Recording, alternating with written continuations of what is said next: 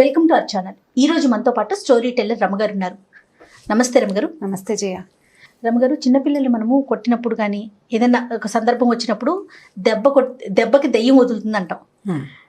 అసలు దీనికి దానికి కనెక్షన్ ఏంటండి? అంటే మనం కొడితే దెయ్యం వదలటం ఏంటి? దీనికి సంబంధించి ఏమైనా స్టోరీస్ కానీ అసలు ఈ మాట ఎందుకు వచ్చింది, ఈ సామెత? బోల్డ్ అంత కథ ఉంది దానికి. అయితే దెబ్బకి దయ్యమే కాదు, దెబ్బకి దేవుళ్ళు కూడా బెదురుతారు. మరి పిల్లలకి ఒక దెబ్బ ఇస్తే ఇప్పుడు మామూలుగా అరిచేసి చచ్చిపోతాం, ఎంతసేపు అరిచిన వినరు. ఒక చెంపకాయ పడేసరికి పెద్ద రాగాన్ని తీసి మళ్ళీ కొడుతుందేమోనని రాగాన్ని మింగేస్తారు పిల్లలు సాధారణంగా. కాకపోతే పదే పదే కొడుతున్నాం అనుకో, దెబ్బకి ఏమి భయం ఉండదు. రేర్గా పడే ఒక దెబ్బ భయపెడుతుంది. కానీ చిట్టి పొట్టి దెబ్బలేస్తారు చెయ్య. ఏమిటో ప్రతిసారి చెప్పాలనుకుంటా, ఈ వాక్యం చెప్పేసేయాలి ఇప్పుడు. చెప్పండి. చిట్టి పొట్టి దెబ్బలేస్తే పిల్లలు చిక్కిపోతారు. ఇప్పుడు అటెళ్తూ ఇటెళ్తూ ఒక దెబ్బ అలా కొట్టకూడదు. చిన్న చిన్న దెబ్బలతోటి పిల్లలు సన్నబడిపోతారు. ఎందుకు రమ్మగారు అది అట్లా అంటారు, చిట్టి పొట్టి పెద్దవాళ్ళు చెప్తారు. నిజమే ఆ మాట. ఎప్పుడు చిట్టి పొట్టి దెబ్బలు తగులుతూ ఉంటే పిల్లలు అదురుతారు కదా. ముద్దుకి కొడుతున్నారు, ముద్దు కాదు, సీరియస్ గానే ప్రతి చిన్నదానికి ప్రతి విషయానికి ఓ మొట్టికాయ, ఓ చెంపకాయ, ఓ దెబ్బ వేయటం అలా కాకుండా అసలు ఏం అనొద్దు. కొడితే సడన్ గా ఒకసారి ఒక పెద్ద దెబ్బ పడాలి. ఈ చిట్టి పొట్టి దెబ్బలు వేయకూడదు, దాంతో పిల్లలు చిక్కిపోతారు. మీరు కొట్టేవారా రమ్మగారు పిల్లల్ని? నేను గట్టిగా ఒక దెబ్బ ఖచ్చితంగా పడుతుంది జయ. చిట్టిపొట్టి దెబ్బలు నేను కొట్టను.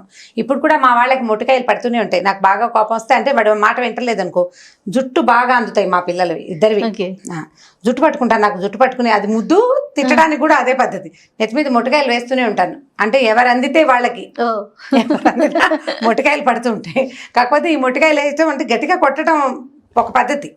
మనం చిన్న చిన్న దెబ్బలు కొట్టకూడదు పిల్లల్ని. కొడితే ఒకటే పెద్ద దెబ్బ. వాడికి ఆ దెబ్బ బెదురు ఉండాలి పిల్లలకి. కొడుతుందేమో అమ్మ అన్న భయం ఉండాలంట. కొడుతుంది, అంతేగాని ఎంతసేపు కొడుతుంది, అంతకంటే ఏం చేస్తుంది, దీనికి అంతకంటే ఇంకేమి రాదనిపించేస్తుంది. అలా చేయకూడదు. ఎప్పుడో 10 రోజులకు 15 రోజులకు ఒక చెంపకాయ పడితే భయం ఉంటుంది. 10 రోజులకు ఒకసారి ఏమిటి నెలకోసారి కొడతావా? 10 రోజులకు ఒకసారి కొట్టకూడదా? నెలకు ఒకసారా? మరి ఎలా? అసలు పిల్లలు కొడతామా రమ్మగారు? గట్టిగా నోటితో చెప్పాలి కానీ మీరు కూడా కొట్టమని చెప్తున్నారా? మరి కొట్టకంటే కుదరదు. మరి దేవుళ్ళు కూడా భయపడతారు దెబ్బకి. అదే కానీ చెప్తున్నాను. చెప్పండి, స్టోరీ చెప్పండి. ఫైనల్లో డిసైడ్ చేసుకుందరు. కానీ చిన్నప్పుడు న్యూస్ పేపర్లో, చిన్నప్పుడు అంటే నా చిన్నప్పుడు అంటే కనీసం ఇది 70s అనుకోండి, న్యూస్ పేపర్లో ఫుల్ పేపర్ ఉంటుంది. ఆ పేపర్ నేల మీద పరిచి మొదటి పేపర్ని ఇలా కొంచెం పైకి లేపితే రెండో పేపర్లో ఈ కార్నర్కి, అంటే పేపర్ ఇలా పెట్టుకుంటే ఇటువైపు కార్నర్కి అనమాట, రైట్ సైడ్ కార్నర్కి ఒక చిన్న కాలం ఉండి అక్కడ ఒక కథ వేసేవాళ్ళు. ఆ కథలో రకరకాల ఇంట్రెస్టింగ్ కథలు అండి. మొత్తం కథ అంతా కాదు, అది సీరియల్ లాగా కథ నడుస్తూ ఉండేదన్నమాట. ఒక 5-6 బొమ్మలు లేదా 7 బొమ్మలు. ఒక్కొక్క బొమ్మకి ఇప్పుడు అమర చిత్ర కథలకు ఎట్లా వాక్యాలు ఉంటాయి, ఆ వాక్యాలు ఉండేవి. ఎవ్రీ డే నేను ఆ కథని వెతుక్కుంటూ ఉండేదాన్ని. ఆ కథ కావాలి. పేపర్ ఎవరి చేతిలో ఉన్నా మా నాన్నగారు చదువుతుంటే మధ్యలోకి దూరి, కుర్చీకి పేపర్కి, ఆయనకి మా పేపర్కి మధ్యలో దూరి ఆ కాస్త పేపర్ తీసి అది గబగబా చదివేయాలన్నమాట. అంత ఇంట్రెస్టింగ్గా ఉండేది. అలా చదివిన ఒక కథ ఇది. ఎంత పాతదో. అయితే దీన్ని సరదా కథగానే తీసుకోవాలి. చెప్పడానికి బాగుంటుంది, వినడానికి బాగుంటుంది. ఇది నిజమేనన్న ఆలోచనలో ఉండద్దు. ఒక ఊళ్ళోనట ఒక పూజారి గారు ఉన్నారు. మామూలుగా పల్లెటూళ్ళల్లో ఏదో కాయ కసరు పండించుకుంటారు. ఏదో ఆకుకూరని, తోటకూరని, ఓ దొండపాదు, ఓ కాకరపాదు, అక్కడి నుంచి 4 వంగ మొక్కలు, 4 బెండ మొక్కలు పెట్టుకుంటే ఇక కూరలు కొనుక్కోక్కర్లేదు. ఆ ఉన్న కూర ఏదో అంత కూర వండుకుని కాలక్షేపం చేసేవాళ్ళు. అయితే ఈ పూజారి గారి ఇంట్లో రకరకాల కూరగాయల మొక్కలు ఉన్నాయి. వాళ్ళ ఇంట్లో ఒక బ్రహ్మాండమైన కాకరపాదు ఉంది. కాకరపాదుకి ఏంటంటే స్నానాలు చేసే నీళ్లు, వేడి నీళ్లు పడితే కాకర విరగ్గాస్తుందని చెప్పేవాళ్ళు చిన్నప్పుడు. మామూలు నీళ్ళు కాదు, అక్కడ కూర్చుని స్నానం చేస్తున్నారు ఇంకో పిల్లల స్నానాలు అవి. అప్పుడు ఏముంది, బాత్రూంలో ఏం లేవు, ఓపెన్ ఎయిర్ బాత్రూమ్సే, బయటే స్నానాలు చేసేవాళ్ళు. ఈ వేడి నీళ్లు, సునిపిండి నీళ్లు, నూనె నీళ్లు అవి తగిలితే కాకర విరగ్గాస్తుందని చెప్పేవాళ్ళు. అయితే వాళ్ళ తోటలో కాకర చెట్టు విపరీతంగా కాసేది, బోల్డ్ కాయలు. ఈ పూజారి గారికి ఓ 2-3 పిల్లలు ఉన్నారు. ఓ కొడుక్కి పెళ్ళయింది. చిన్నపిల్లలు ఏదో చదువుకునేవాళ్ళు. ఈ పెళ్ళి అయితే కోడలు కొత్తగా వచ్చింది. దానికి కాకరకాయ కూర మహా ఇష్టం. వీళ్ళింట్లో కూడా కాకరపాదు ఉంది. ఇంట్లో అందరికీ కాకరకాయ కూర ఇష్టం. అయితే అత్తగారు ఏం చేసేది, కాకరకాయ పులుసు కూర చేసేది. ఈ అమ్మాయికి వేపుడు ఇష్టం. వేపుడు చేసుకుందామంటే ఆ వేపుడు ఎందుకు, బోల్డ్ నూనె, అంత నూనెకి వేసుకోవడం తినడానికి మనం ఏమైనా గొప్పవాళ్ళమా? పులుసు కూరకైతే అంత తిరగమాత పెడితే సరిపోతుంది, తీయగా పుల్ల బెల్లం పెడితే పిల్లలు తినేస్తారని ఆవిడ ససేమిరా వేపుడు చేసేది కాదు. పోనీ మీరు పులుసు కూర చేసుకోండి, నేను వేపుడు చేసుకుంటానంటే 2 కూరలు వండుకునేంత గొప్పవాళ్ళమా అని ఆవిడ తిట్టేది. దాంతో ఎంతసేపు కాకరకాయ కూర చూసినప్పుడల్లా దీనికి వేపుడు మనసులో మెదులుతుండేది. ఈ పిల్లకి అత్తగారు ఒప్పుకునేది కాదు. ఏం అత్తగారండి? ఆవిడ ఒక అత్తగారు మరి, ఓకే, పాతకాలం అత్తగారు.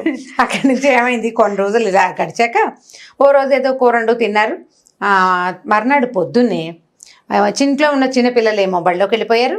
అత్తగారికి పక్క ఊరు నుంచి కబురు వచ్చింది, వాళ్ళ అక్కయ్య కూతురు కానీ ఎందుకు సిద్ధంగా ఉంది, కాస్త తోడు రావాలి అని అడిగారు. అడిగేసరికల్లా మామగారు అన్నాడు, నువ్వు అబ్బాయి వెళ్ళండి అని చెప్పారు. చెప్పేసరికల్లా ఆ మామగారేమో ఆయన ఏదో పౌరోహిత్యం చేసుకోవడానికి ఊరి మీదకి వెళ్ళిపోయాడు. భర్త అత్తగారు ఇద్దరు కలిసి పక్క ఊరు పురుడు పోయటానికి వెళ్ళిపోయారు. ఈ పిల్ల ఒక్కతే ఉంది. సరే, ఆవిడ ఏమంది, పొద్దున ఏదో వండాను కదా వంట, అన్నం తినేసేయి, ఆ పశువుల దగ్గర బాగు చేయి, ఏవో 10 రకాల పనులు, మామూలుగా ఇంట్లో ఉండే ఆడపిల్లలకు అప్పచెప్పే 10 రకాల పనులు అప్పచెప్పింది. మధ్యాహ్నం అయ్యేసరికి పురుడెళ్ళగానే నేను వచ్చేస్తాను, సాయంకాలం ఆవుకు పాలు తీయాలి, ఈ కథ ఏదో చెప్పి వెళ్ళిపోయింది. ఈ పిల్ల ఏం చేసింది, 4 పనులు సవరించుకున్నాక అన్నం పెట్టుకుందామని అనుకుంది. ఆకలిస్తుంది, అన్నం తిందామని. అప్పుడు దానికి తట్టింది, ఎవరు లేరు, ఎంచక్కా 2 కాకరకాయలు కోసుకుని వేయించుకుంటే బాగుంటుందని చూసింది. చెట్టు మీద చూస్తే బోల్డ్ సేపు వెతికితే కానీ కాయలు కనపడలా. ముందు రోజు కోసేసుకున్నారు, పక్కింటి వాళ్ళకి వీళ్ళకి పనిచేసి ఉంటారు. అక్కడి నుంచి ఒక లోపలగా మూలకి ఒక 4 అంటే 4 నవనవలాడుతున్న లేత కాకరకాయలు కనపడ్డాయి. అమ్మయ్య దొరికినాయిరా నాయన అని ఆ 4 కాకరకాయలు కోసుకొచ్చి ఏం చేసింది, అంత నూనెసి కాస్త చకచక వేయించుకుంది. కానీ ఏమనుకుంది, ఇక్కడే కూర్చుని తాపీగా తింటూ కూర్చుంటే అత్తగారు వచ్చేస్తే పట్టుబడిపోతాము, నీళ్ళకెళ్ళి తింటే సరిపోతుంది. నీళ్ళకెళ్ళాలంటే చెరువుకి బిందు బుచ్చుకు వెళ్ళాలి, ఒక అరగంట 30 గంట పడుతుంది. ఆ లోపల అత్తారు తిరిగి వచ్చేసినా ఆవిడ కనపడకుండా ఉంటుందని ఏం చేసింది, ఈ కాకరకాయ వేపుడిని చిన్న గిన్నెలో వేసుకుని గిన్నె తోమేసింది. అక్కడి నుంచి ఆ పొద్దున అత్తగారు చేసిన పులుసో కూర ఏదో ఉందిగా, అది వేసుకుని అన్నం తినేసింది. ఇది ఎక్స్ట్రా తినడానికి బౌల్లో వేసుకుంది అనమాట, స్నాక్ వేసుకుని ఏం చేసింది, బిందులో పెట్టుకుని చెరువు గట్టుకు బయలుదేరింది. అన్నం తినేసింది, దొడ్డి తలుపు వాకిలి తలుపు వేసేసింది, గేట్ వేసుకుని వెళ్ళిపోయింది. ఈ వెళుతూ ఉంటే ఏమనుకుంది, చెరువు గట్టు మీదకి వెళ్తే చాలా మంది కనపడుతున్నారు. చెరువు గట్టు మీద అక్కడ కూర్చుని కాకరకాయ కూర ఓపెన్ చేస్తే దాంట్లో ఇంగు వేసింది, జీలకర్ర వేసింది. అదేమో మూత తీసేసరికల్లా వాసన వస్తుంది కదా, వేపుడు గుమగుమలాడుతూ వాసన రాదు, వాసన వస్తుంది. ఎవరైనా అర్థమవుతుంది. రెండోది నేను తింటున్నట్టు చూస్తారు. ఓ పని చేద్దామని ఈ చెరువు గట్టుకి కొద్దిగా యువతలుగా ఒక కాళికా అమ్మవారి దేవాలయం ఉంది. ఆ ఊళ్ళో చిన్న గుడి, వీళ్ళ మామగారు కూడా అక్కడ అర్చన చేస్తాడు, అంటే ఆ గ్రామ దేవత అనమాట కాళికమ్మ. అయితే ఏం చేసింది, అదే పెద్ద గుడి ఏం కాదు, అది చిన్న గుడి. కొద్దిగా తలుపు జారేసుకుని లోపల కూర్చోవచ్చు అమ్మవారు ఎదురకుండా. ఇదేం చేసింది, తలుపు అలాగా తోసి పిల్ల లోపలికి వెళ్ళి కూర్చుని బిందెలో నుంచి గిన్నె తీసింది, ఒక్క ముక్క ఎగరేసి నోట్లో వేసుకుంటే కాళికాదేవి చూస్తుంది. ఏమిటి ఇది ఎవరు నా ఎదురుగుండా కూర్చొని తింటోందని చూస్తోంది నేరుగా. చూస్తుంటే ఈ పిల్ల చూసింది పైకెత్తి, నీకు పెట్టడానికి కాదులేవమ్మా, నేనే తింటున్నాను అంది ఒక మాటకి. అనేసరికి ఆవిడ మళ్ళీ చూస్తోంది పిల్లకేసి. ఇది తింటుంటే నీకు డ్రైగా ఉన్న ముక్కలు తినేసరికి మనకేమవుతుంది, గొట్టొచ్చి ఎక్కిళ్ళు వస్తుంది. అటు ఇటు చూసేసరికల్లా ఏమైంది, కూరలో నూనె తక్కువైంది, నూనె తక్కువగా ఉంది, అందుకే గొట్టొస్తుందని దీపారాధన పెడతారు కదా, ఆ దీపారాధన నువ్వుల నూనెని కొద్దిగా అలాగా ఒక చెంచాడు కూరలోకి పడేలాగా వంచి దీపారాధన అక్కడ పెట్టింది. కూర ముక్కలు కదిపింది ఇట్లా చిన్న గిన్నెని. ఆ గిన్నె కదిపి ఏం చేసింది, మళ్ళీ 4 ముక్కలు నోట్లో వేసుకుంది. ఈసారి నూనె కూడా తగిలేసరికల్లా సర్రమంది దాహంగా అనిపించేసింది, దానికి లోపల కారం వచ్చేసింది. ఏం చేసింది, అమ్మవారికి పొద్దున్న అర్చన కోసం పెట్టుకుంటా నీళ్లు ఉంటాయి కదా, ఆ నీళ్ళగా చెంబు ఎత్తుకుని నీళ్లు తాగింది. ఆవిడ అదే పనిగా చూస్తూ పోస్తుంది. ఇందుంపదేగా గుళ్ళోకి వచ్చి ఎంగిలి వండిన పదార్థం పోనీ నాకు నైవేద్యం కాదు, తినేస్తూ నా దీపారాధనలో నూనె పోసుకుంది, నా నీళ్ళే తాగేస్తోంది, గుడంతా ఎంగిలి చేస్తుంది నా అని ఇలా ముక్కు మీద వేలేసుకుంది అమ్మవారు కాళికాదేవి. ఈ పిల్ల తినేసింది, దానికి ఇక తిండి గోలే కానీ ఈ అమ్మవారి గోల లేదు. తినేసి కబకబా లేచి బయటకు వెళ్ళిపోయింది, తలుపు దగ్గరగా వేసి. అమ్మవారిని నాకు చూడలేదు, ఆ పిల్ల చూసుకోవాలి, ఆ కోడలు వెళ్ళిపోయింది. చెరువులోకి వెళ్ళింది, కామ్గా ఈ గిన్నె గడిగేసేసింది, తుడుచుకుంది. కాసిన మా చెరువు నీళ్ళు ఒకటి దాగి ఓ బిందె నీళ్లు ముంచుకుని లాలా అని పాట పాడుకుంటూ ఇంటికి చేరిపోయింది. చేరిన తర్వాత ఏమైంది, మీది మధ్యాహ్నం కదా, 12 గంటలకో 11:30కో సాయంకాలం అయింది. సాయంకాలం దీపారాధన చేయడానికి అర్చకుడు గుళ్ళోకి వెళ్ళేసరికల్లా అమ్మవారి ఇట్లా ముక్కు మీద వేలేసుకుని కనపడుతుంది. అయ్యో రామా, కాళికాదేవి ముక్కు మీద వేలేసుకుంది, ఏదో అపరాధం జరిగింది ఊళ్ళో అని గోల మొదలైంది. వీళ్ళ ఇంటి దాకా రాలేదు, ఊరంతా తెలిసింది. ఆ రోజులు ఏంటంటే పెందరాళ్ళే పడుకునేవాళ్ళు కదా, వాళ్ళల్లో వాళ్ళు చెప్పుకున్నారు, రేపు పొద్దున్నే చూడాలనుకున్నారు. తెల్లవారేసరికల్లా ఊరంతా పొక్కిపోయింది. అమ్మవారు ముక్కు మీద వేలేసుకుంది కాబట్టి ఇప్పుడు జాతర జరిపించి అక్కడ ఒక ఉంటాడు మరిడయ్య అని ఒక ఆయన ఉంటాడు, లేదా గురవయ్య అని ఉంటాడు. ఆ గురవయ్య ఒంటి మీదకి వచ్చి ఏం జరిగిందో చెప్తుంది అమ్మవారు. ఈ అమ్మాయిని కొంచెం కొంప మునిగిపోయింది. నిన్న నేను కాకరకాయ కూర తింటాను చూసిందో ఏమిటో, అందుకే ముక్కు మీద వేలేసుకుంది. ఇప్పుడు గురవయ్య ఒంటి మీదకి వచ్చింది అనుకో అమ్మవారు, నిజం చెప్పి ఫలానా పిల్ల ఫలానా పూజారి గారి కోడలు కాకరకాయ తిన్నది, ఎంగిల్ చేసింది, నీళ్ళు తాగింది, దీపారాధన నూనెంతా వాడేసింది అని చెప్పేస్తే ముందు ఊళ్ళో పరుగు పోవటం పక్కన పెట్టి కాకరకాయ కూర వండుకు తిన్నందుకు అత్తగారు ఏమంటుందో అని భయపడి ఈ పిల్ల ఏం చేసింది, గబగబా బిందుచ్చుకుని మంచినీళ్ళకి వెళ్తున్నానని చెప్పి గుళ్ళోకి వచ్చింది. గుడి దగ్గర జనం అంతా చేరేసరికి ఈ పిల్లంది అందరూ తలా ఒకటి వచ్చి దండాలు పెట్టుకుంటున్నారు. మా అమ్మ మా తల్లి మేకనిస్తాం, గొర్రెనిస్తాం, కోడినిస్తాం, ఏం జరిగింది ఏమిటో చెప్పు, నువ్వు ప్రశాంతంగా ఉండు, నువ్వు ముక్కు మీద వేలు తీసేయి మా అమ్మ అంటే ఏమీ లేదు, ఆవిడ అలాగే కళ్ళు పెద్దవి చేసి చూస్తుంది, ముక్కు మీద వేలు మాత్రం అలాగే ఉంది. సరే వీళ్ళు ఏమనుకున్నారు, ఎవరందరూ తలా ఒక మొక్కు చెప్పండి రా, ఏ మొక్కుకైనా అమ్మవారికి నచ్చితే వేలు తీసేస్తుంది అన్నారు. ఎవరేం చెప్పినా ఆవిడ కదలటలా అటగే పెట్టుకుంది ముక్కు మీద వేలు. ఈ అమ్మాయి ఏం చేస్తుంది, నేను కూడా చెప్తా అంటే వీళ్ళు ఏమనుకున్నారు, బ్రాహ్మర్లు పూజారి గారి కోడలు బాగా మాటకారి చక్కగా చురుగ్గా ఉంటుంది, ఇదేదో చెప్తుందంటే మీరందరూ బయటికి వెళ్ళిపోండి, నేను అమ్మవారితో మాట్లాడతానంది. వెళ్ళి నుంచుంది ఎదురుకుండా. ఏమమ్మా, నేను కాకరకాయ కూర తింటే మాత్రం నువ్వు ముక్కు మీద వేలేసుకుంటావా? ఇప్పుడు వాడు ఎవడికో ఒంటి మీదకి వచ్చి చెబితే మా అత్త నన్ను బతకనిస్తుందా? నీ సొమ్మేం పోయింది, నువ్వు హాయిగానే ఉన్నావు, అత్తలేదు ఆడపడిచిపోరలేదు, నీకు అత్తగారు ఉంటే తెలిసేది, తీ ముక్కు మీద వేలంది. ముక్కు మీద వేలు తీసేయి. ఇప్పుడు నువ్వు చెప్పావో గురవై ఒంటి మీదకి వచ్చి నువ్వు చెప్పావా నేను చచ్చానే, మా అత్తగారు నన్ను బతకనివ్వదు, నీకు అత్త లేదు ఆడపడుచు లేదు, నీకు ఎలా తెలుస్తుంది నా నొప్పి? నీకు కూడా ఒక కూర అంటే ఇష్టమయ్యి వాళ్ళు వండుకొని ఇవ్వకుండా చేస్తే అప్పుడు కదా నీకు తెలిసేది నొప్పి, తీ ముక్కు మీద వేలు నువ్వు అనేసరికల్లా ఆవిడ అలాగే చూస్తుంది, ముక్కు మీద వేలు తీయలే.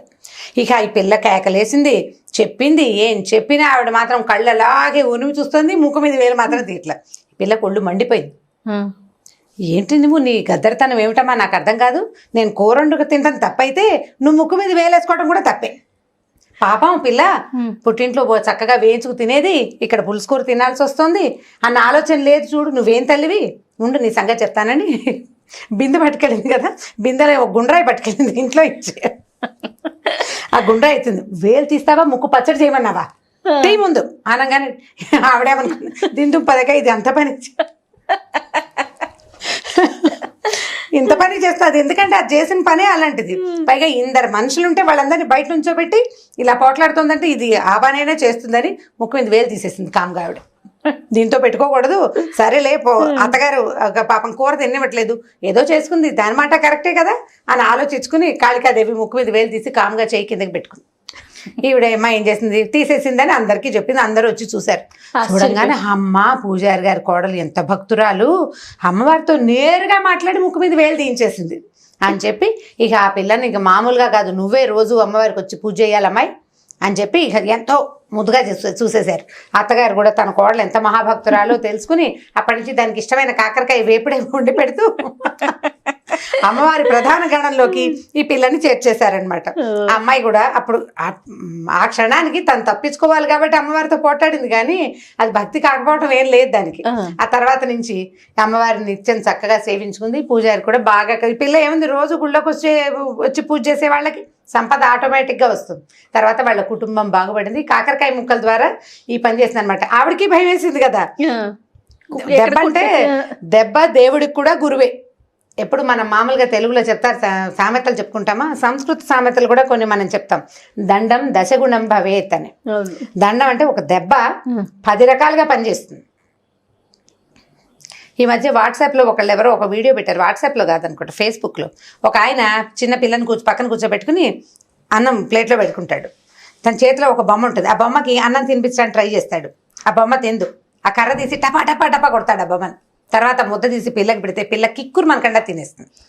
దాన్ని కొట్టాడు నన్ను కొడతాడు అని అర్థమవుతుంది కదా. మనం ఒకళ్ళని కొడితే రెండో వాళ్ళు భయపడతారు కదా. కాబట్టి ఈ దండానికి ఎవరైనా బెదరవలసిందే. దయ్యం బెదిరే కథ కూడా ఇంకొకటి ఉంది, నెక్స్ట్ టైం చెప్తాను. చాలా బాగుంది రామ్ గారు, చాలా ఫన్నీగా ఉంది, చాలా ఇంట్రెస్టింగ్ గా ఉంది కూడా. ఎంత పాత కదా, నేను 3rd క్లాస్ ఏమో ఈ కథ చదివే నాటికి. ఈ కథ సగం మర్చిపోయాను నేను. ఈ ముక్కు మళ్ళీ ఎలా గుర్తుకొచ్చింది మీకు? మా అక్కయ్యని, మాకు అక్కయ్యలు లేరు మాకు. రన్నింగ్ లైబ్రరీస్, వాకింగ్ లైబ్రరీస్ ఉన్నాయి మా దగ్గర. ఓకే. నేను మా అక్కయ్య ఏమిటంటే మా అక్కయ్యకి బాగా గుర్తులేదు, ఇద్దరం కలిసి 4-5 సార్లు చెప్పుకున్నాక ఇంకా స్ట్రైక్ అయిందనమాట. దీన్ని వంకాయ కూర అని చెప్పే ఊళ్ళలో, కొన్ని ఊళ్ళల్లో వంకాయ కూరగా కూడా చెప్తారు. ఆ పేపర్లో వచ్చింది మాత్రం కాకరకాయ వేపుడే అనమాట. కాకరకాయ వేపుడు. సూపర్. చాలా బాగుంది రమ్మ గారు. ఇంకొక వీడియోతో మళ్ళీ కలుద్దాం. నమస్తే. నమస్తే. ఈ వీడియో కనుక మీకు నచ్చినట్లయితే లైక్ చేయండి, షేర్ చేయండి. మరిన్ని వీడియోస్ కోసం మా ఛానల్ని సబ్స్క్రైబ్ చేసుకోండి.